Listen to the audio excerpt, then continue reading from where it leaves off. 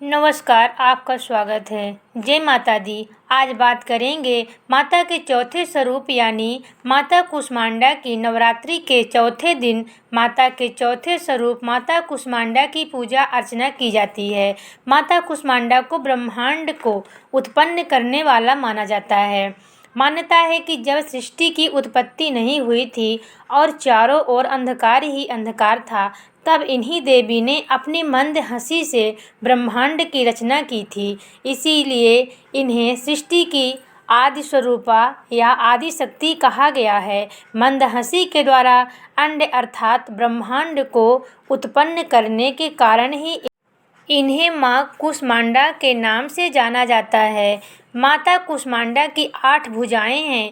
इनमें इन्होंने कमंडल, धनुष, बाण, कमल पुष्प, अमृत कलश, गदा और जपमाला थाम रखी हैं। जब चारों ओर सिर्फ अंधकार ही अंधकार था और सृष्टि का कोई अस्तित्व ही नहीं था, तब माँ कुष्मांडा ने अपनी मंद हंसी से सृष्टि की रचना की। कुष्मांडा माँ के पास इतनी शक्ति है कि वह सूरज के घेर में भी आराम से रह सकती हैं, क्योंकि उनके पास ऐसी शक्ति विद्यमान है जो असहनीय गर्मी को भी सह सकती हैं। इस कारण माँ कुष्मांडा की पूजा करने से भक्त के जीवन में हर तरह की शक्ति और ऊर्जा का संचार होता है।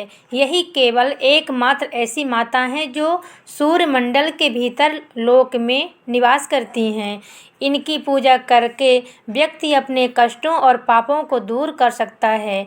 कहा जाता है कि यदि कोई लंबे समय से बीमार है तो माँ कुष्मांडा की विधि विधान से की गई पूजा उस व्यक्ति को अच्छी सेहत प्रदान करती हैं। पौराणिक कथा के अनुसार माता कुष्मांडा का अवतार दैत्यों का संहार करने के लिए ही हुआ था। कुष्मांडा का अर्थ कुमड़ा होता है। माँ कुष्मांडा का वाहन सिंह है। जब तीनों लोक पर असुरों का आतंक बढ़ गया था, तब उनको सबक सिखाने के लिए माँ कुष्मांडा ने जन्म लिया था।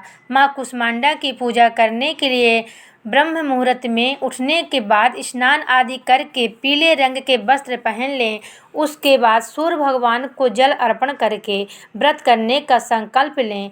अब सबसे पहले कलश की पूजा करें। साथ ही ब्रह्मा, विष्णु और महेश तीनों देवताओं का आवाहन करें।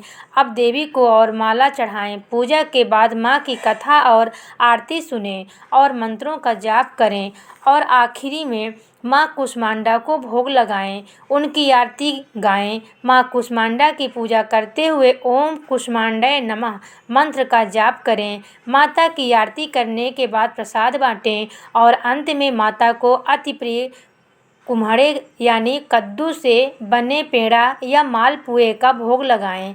या देवी सर्वभूतेषु माँ कुष्मांडा रूपेण संस्थिता नमस्तस्यै नमस्तस्यै नमस्तस्यै नमो नमः। जय माँ कुष्मांडा। तो यह थी माँ कुष्मांडा की कथा। आपको ये कथा कैसी लगी कमेंट करके ज़रूर बताएं और साथ ही मेरे चैनल को सब्सक्राइब करना न भूलें। धन्यवाद।